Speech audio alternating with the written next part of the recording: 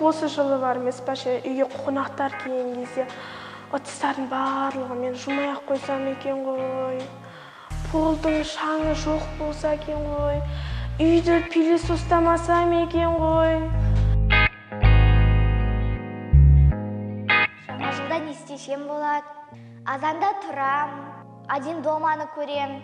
Холодильникті ашып, мандарин жеймін. Болғасын үйді безендіреміз. Анам оливье салат істейді. Сосын 12-ні күтеміз. Осы жылы дастархан толып тұрса екен тамақтарға. Кіленки ет тамақтар жесе екен, қуырылған балықтар көп болса, дәмі керемет торттар өте көп болса.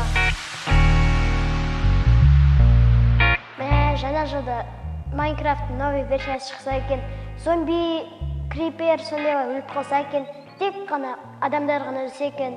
Жаңа жылда новыйдан Free Fire новый версиясы шықса екен, соның ішінде әдемі киімдер болса екен.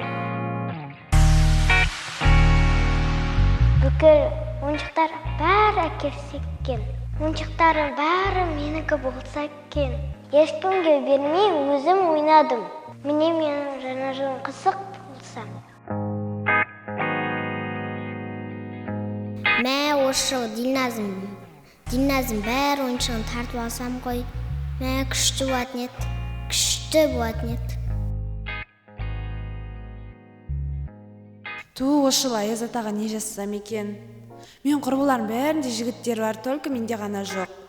Қазіргі жігіттердің бәрі өзіне өп кеткен, бірінші жазбасаң жазбайтын болып кеткен. Аяз атаға мен неге бірінші жазуым керек?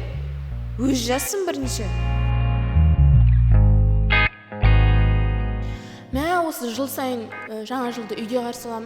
Бір өзім басқа қалаға, Африкаға ма, немесе Австралияға ма, басқа қалаға барып қарсы алсам екен. Как раз Таиландта күн ыстық болады, я? Таиландқа барып, сояқта қыдырсам екен. Сендей ару жоқ, саған қарсы қару жоқ. Көріп тұрсың ғой менің тек саған қарағанды.